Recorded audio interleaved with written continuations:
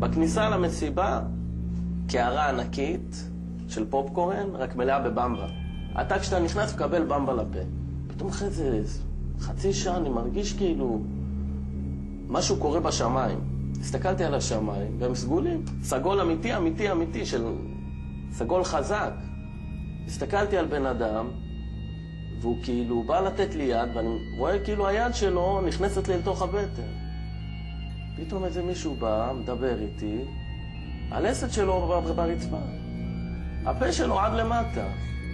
אני אומר לו, מה קרה לך? והוא מדבר, הוא אומר, אצלי הכל טוב, מה איתך? והוא מוציא לשון, הלשון נכנסת לי לעין.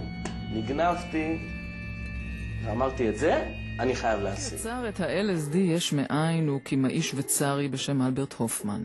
דוקטור הופמן ניסה לייצר במעבדה שלו תחליפים כימיים לפטריה שגדלה באופן טבעי על שיבולים. הוא האמין שאם יצליח לשחזר במעבדה שלו את החומר הפעיל בפטריה, ייפתחו אפשרויות רבות לתעשיית התרופות. אלא שהניסוי כשל. 5 שנים אחר כך, לגמרי במקרה, חזר הופמן אל החומר שבמגע איתו גרם לו לתחושת שחרות לא בלתי נעימה כהגדרתו. למחרת החליט לערוך ניסוי בעצמו. הוא בלה כמות זהירה של החומר שהיום ברור כי הייתה מנה משמעותית של הסם, וכשהחל לחוש ברע מיהר לעלות על אופניו כדי להגיע הביתה לנוח. זה היה 19 באפריל 1943, היום בו נחווה הטריפ הראשון. ה-LSD הוא סם הלוצינוגני, הוא יוצר הפצצה של המוח מבחינת המערכת התחושתית. המוח חייב לעשות משהו עם כל הדאטה הזה שהוא מקבל, עם כל המידע הזה שהוא מקבל, ואז הוא מתחיל להזות או ליצור כל מיני תמונות שמיעתיות, ויזואליות, תחושתיות, שלא קיימות במציאות. הרבה יותר קשה לחקור אותו, ולכן גם אין עליו מספיק דאטה, כמו דאטה ביולוגי, כמו בסמים האחרים. The section commander tried to use a map to find the location of troop headquarters. הצבא הבריטי אמר, אם באמת LSD גורם לכאלה הזיות, והוא לא חומר כל כך בעייתי, ולא גורם ליותר מדי בעיות במוח, אז למה שלא נרסס באמצעותו את הצבא הגרמני? The drug was administered. ואז עשו ניסוי.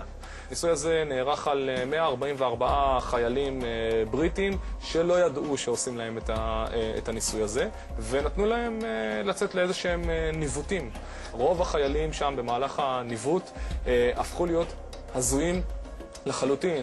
50 minutes after taking the drug, radio communication had become difficult, if not impossible.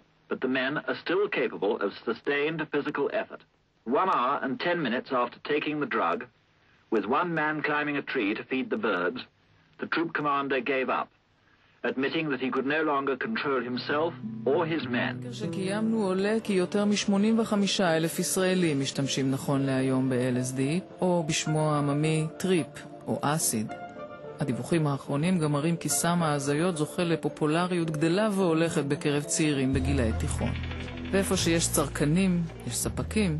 דוד, דילר בשעות הפנאי, מספר על מחירת כמויות LSD שהספיקו להרבה יותר ממסיבה אחת. ה-LSD פה בארץ הוא ברמה נורא ירודה. הייתי נוסע, אמסטרדם, מביא איתי 3 ליטר, על הגב, כמו איזה ילד טוב, 2 בקבוקי מים של 1.5 ליטר, פקט, טובלרון, 2 צעצועים, מיני דיסק, עובר באדום, כן, קניתי טובלרון וזה, ומיני דיסק מעל $200, ושילמתי את $20 קנס, ממשיך הלאה, והיה לי גם סטודנט באיזה מוסד, הוא היה עושה לי דילולים, אז מ3 ליטר נהיה לי 18 ליטר. עשיתי מ3 ליטר קרוב ל-300 ומשהו אלף שקל. הרבה לפני שה-LSD בא לעולם היו כאן פטריות הזיה. השימוש בצמחים כאלה החל כבר לפני אלפי שנים. מעריכים שמי שהקימו את המבנה הסתום בסטונהג' בלעו כמה פטריות שגדלו באזור, מה שאולי מסביר את הפלא. ידוע גם על חברות רבות במרכז ובדרום אמריקה המקיימות טקסי דת ששיאם אקסטזה המתודלקת על ידי סמי הזיה טבעיים. מרפאים, כמו גם פילוסופים, מדווחים על חוויות חוץ גופניות ותובנות עומק שעוררו בהם הצמחים הקדושים. בחברה המערבית מי שלוקח פטריות הזיה הם בעיקר צעירים שמחפשים חוויות קיצוניות. הם גם מוצאים אותה. בחזרה ל-LSD. כמעט כל מי שטעם ממנו מעיד כי המציאות שלו השתנתה בבת אחת.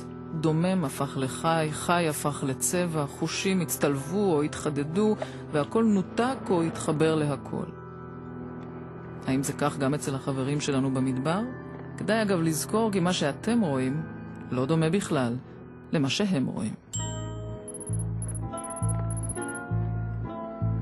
באופן גס, כאילו, אני יכול להגיד שיש עיוותים אופטיים קלים. כלומר, יכול לראות שהצלליות זזות.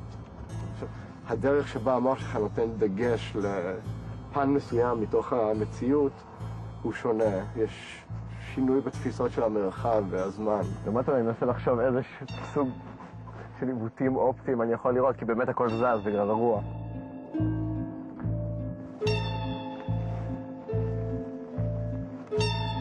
כל דבר שאני אתרכז בו, וגם ככה הוא נפלא. אז אני מתרכז בדברים מאוד סתמיים וקטנים שתופסים לי את העין לרגע. אין לי דרך להסביר למה אני נהנה מזה ולמה זה כל כך יפה. כמו שזה לא עובר מצלמה כמה זה יפה. ממש חבל. נראה לי מובן לכל שזה כל כך יפה. ברור לי שכנראה שאתם לא חשים ככה, כי אני גם הייתי פה לפני שנייה, ואני זוכר שלא נדהמתי מהגיר.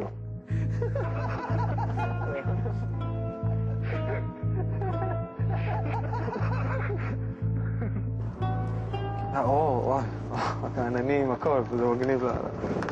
זה ממש יפה, הכל מתעצב, אני מרגיש פתאום ממש את השמש נוגעת בי, זה ממש מוזר, וזה לא בגלל הרוח. אני יכול להסתיר אותה ואני עדיין מרגיש כאילו את ה... הכל נוגע, אני נוגע בעצמי, אני לא יכול להפסיק. אני בודק את העננים שפה, אני סופר אותה.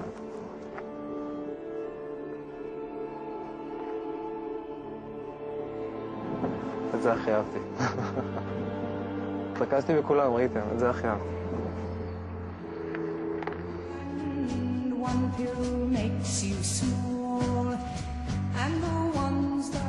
עוצמתם המטלטלת של סמי ההזיה יצרה תנועה פילוסופית ואומנותית שלמה. היא קמה בשנות ה-60 בארצות הברית, והיה לה גם שם רשמי, פסיכדליה.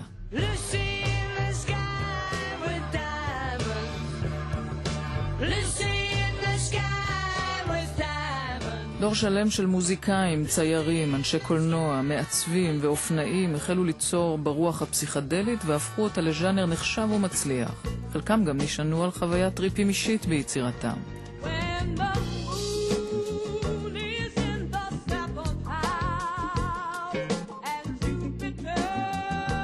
אנשים שמשתמשים ב-LSD פעם, פעמיים, שלוש, חוזרים להיות בסדר. אבל אחת הבעיות המרכזיות של ה-LSD זה הבעיה של הפלשבקים. שפלשבקים זה פשוט חזרה לחוויה של הסם, כאשר הסם לא נמצא באמת. זאת אומרת, אני עכשיו לא השתמשתי ב-LSD חצי שנה, ואחרי חצי שנה שלא השתמשתי ב-LSD, פתאום אני חווה עוד פעם את החוויה של הסם בזמן שאני נוהג על הכביש. הרמזור מתחיל לרקוד לי או שאני לא רואה את הרמזור. יש גישה שבאה ואומרת שה-LSD, ברגע שלקחתי את ה-LSD, חלק מה-LSD מגיע למוח, אבל חלק מה-LSD נקשר לרקמות שומן שלי בגוף, או נקשר לעצם. עכשיו בגלל איזשהו לחץ פנימי, או אפילו שינויים באקלים, לא יודע, לחץ ברומטרי, משתחרר החומר הזה, ה-LSD ששמור לי כאן בעצם או בשומן, לתוך מחזור הדם, מגיע למוח, ובגלל שהמוח כבר פגש את ה-LSD בעבר והוא כבר מוכן אליו, אז אנחנו חווים עוד פעם את החוויה של הסם. פלשבקים יכולים להיות מטורפים לחלוטין, וגם, לפעמים תחת ההשפעה של הסם, אנשים יכולים להיכנס לאו דווקא לפסיכוזה, אבל לאיזשהו מצב שהם כל יכול. שאני עכשיו סופרמן, אז יש לי כנפיים ואני עף מהחלון. למה לא?